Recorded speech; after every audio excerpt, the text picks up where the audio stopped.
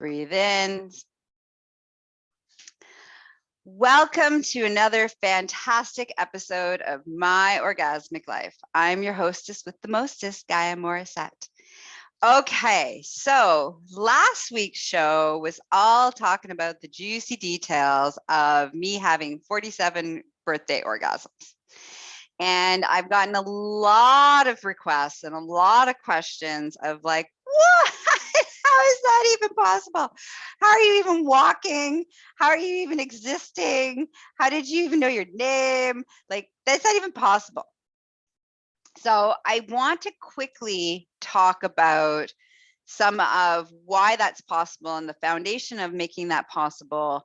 And then if you really want to learn how to do it, there are two ways that you can learn. One, join my Patreon, because I just did an episode with details of how to start those process of becoming serially and multiply orgasmic. Is one way. And the other way is to buy my 30 Days to Epic Orgasm course, self-study course. Okay. And the third way, of course, is always coming and hiring me to do some coaching with you. Okay. All right. Which you can find me at GaiaMorrissette.com is the gateway.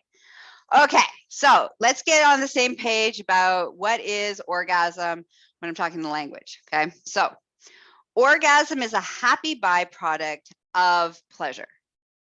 When your body has enough pleasure, it releases in an orgasmic release. And this is possible, and that is really important that I say this. This is possible for everyone.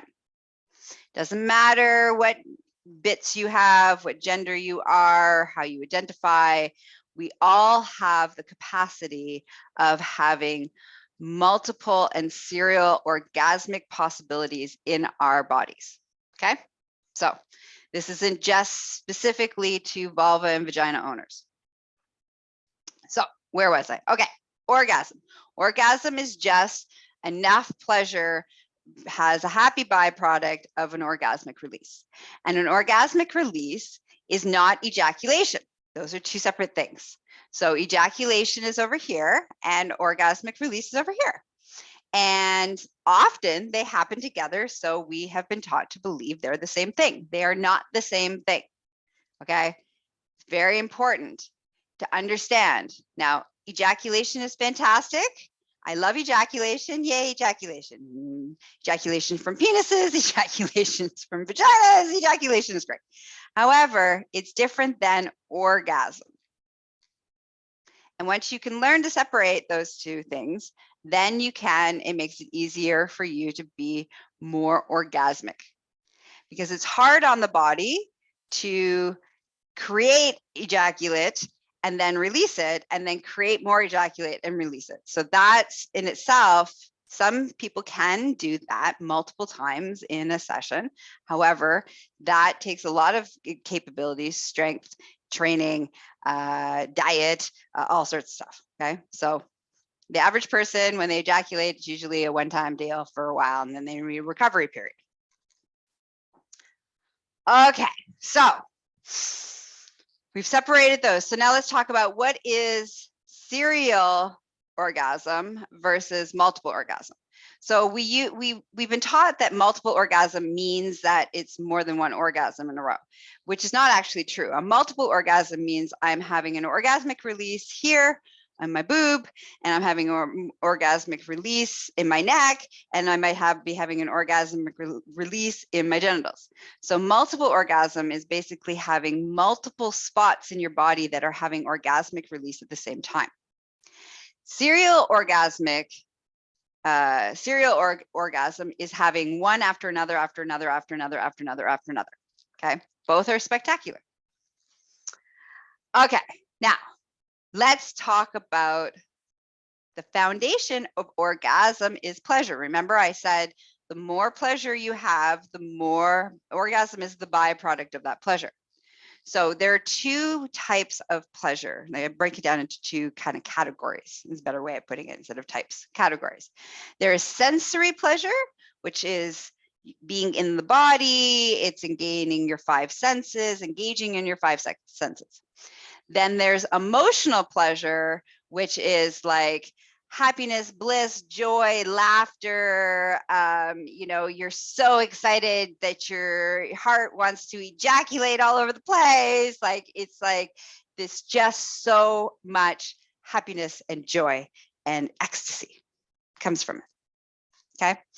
So when you have enough sensory pleasure, build and build and build and build and build and build and build and build and build and build and build and build and build, orgasmic release happens. When you have enough emotional pleasure of like, oh my God, I'm so excited, you're wiggling and you're shaking and you can't stop, and you're just like, oh my God, I'm just so excited. When you have enough of that and you're releasing it from that perspective, as well as laughing, or you're so joyful that you're just laughing, just deep, deep laughing, laughing, laughing, laughing.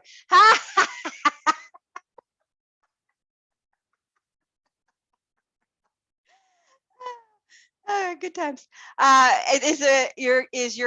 When you're laughing, it's kind of like that's part of your emotional pleasure leading to orgasmic release. And then you can combine both sensory pleasure and emotional pleasure, and you blend them together, and then powie, you have all sorts of different orgasmic release possibilities. So the third component, though, that is really, really, really, really, really important, really, is the fact that your thoughts interfere in your ability to experience pleasure, release pleasure, have pleasure, express pleasure, and ultimately being able to have orgasmic release. So what we believe, how we believe, what we think orgasm is, where it can happen, how it can happen, our orgasmic patterning of how we have to tilt our hips this way, squeeze our butt cheeks that way, hold our breath this way. It can only happen when we circle our nipple that way. These are our limiting beliefs that prevent us from allowing deep orgasmic release to happen in all sorts of different variations and possibilities.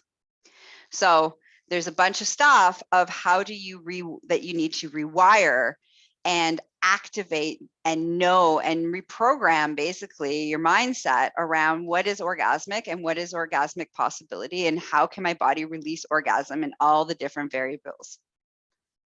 Okay. So when you have all of that and you do all of that and you become a pleasure seeker, because that's part of the, how do you become that? Well, you have to become a pleasure seeker, and you got to train. You got to train your body, you got to train your brain, you got to train your being to surrender, to let go of control, to like allow it to happen, to stop trying to make it happen, not trying to control it. Orgasm becomes the byproduct, not the goal of what you do in the world when you're having, you know, from a sexual standpoint, but also from a non-sexual standpoint. Again, pleasure becomes the goal. And on my feed this week, I found it very interesting. I asked him a question. What are you going to do this week that's for non-sexual pleasure? And some people were able to answer that. And a lot of people were like, huh, non-sexual pleasure? What the hell is that? Why would you want that? And that is what you want. You want non-sexual pleasure all the time, all day long. So that when it's either A, appropriate, and it's time to actually build it to able to have an orgasmic release in our bodies, in our experience, whether it's with people or by ourselves, we can. It's hard. The idea that we live, and this is a very North American societal cultural belief system, is that we are not allowed to have a relationship with pleasure. Like, pleasure is just for sex.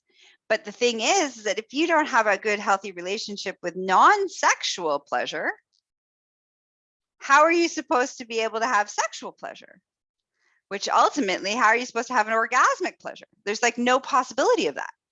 Like, if you can't allow yourself to be in the moment, to be still and calm, to be able to take a moment and drink your coffee in the moment and smell how good that smells if you're a coffee drinker, and the warmth of it going down your throat as you drink it, and your hands holding that coffee.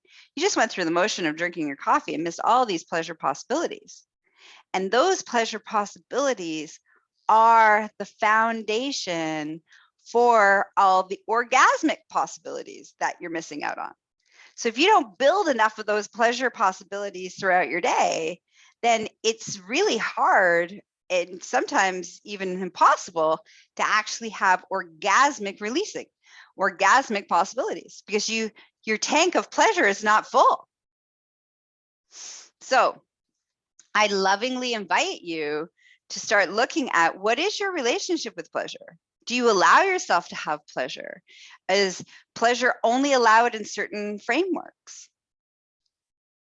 And once you have an understanding of that, you can do some course corrections so that you can start to learn more about how to become friends with pleasure. And if you want actual skills, tools, you can, like I said, there's 3 ways to start. You can start today. You were like, oh my God, I want more pleasure. Gaia, how do I get more pleasure? Gaia, how do I have more orgasms? I can't believe how awesome your birthday was. I want to be able to have a birthday like that next year, right?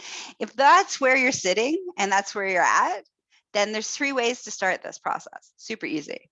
1, join my Patreon. For $5, you can get a whole bunch of, like, I think there's like 3 or 4, maybe 5 exercises that I teach on how to start that process. Concrete, how to start. There's my course that you can go buy online, which I will put in the show notes.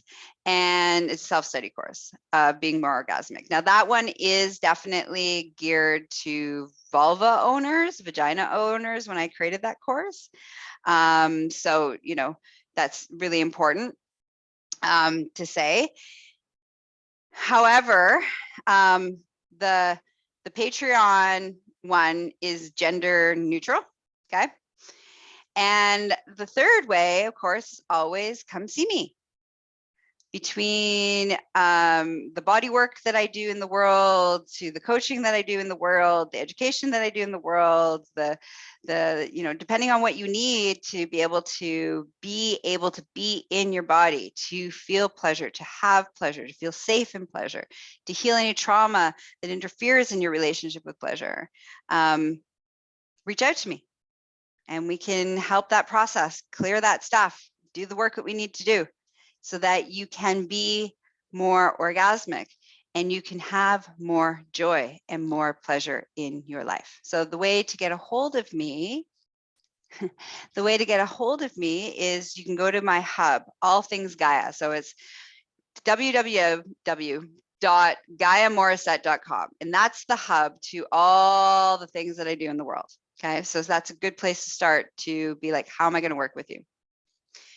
And you can also, on there, there's a link to my Patreon.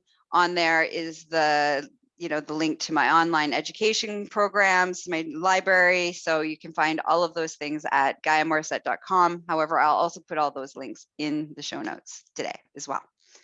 Okay, so pleasure, pleasure, pleasure, baby. Talking about pleasure, here's my little pleasure moment before I leave. So I got this new leather vest, and I'm really digging it. I mean, it's kind of squeaky, so I hope that it's not coming through in the recording.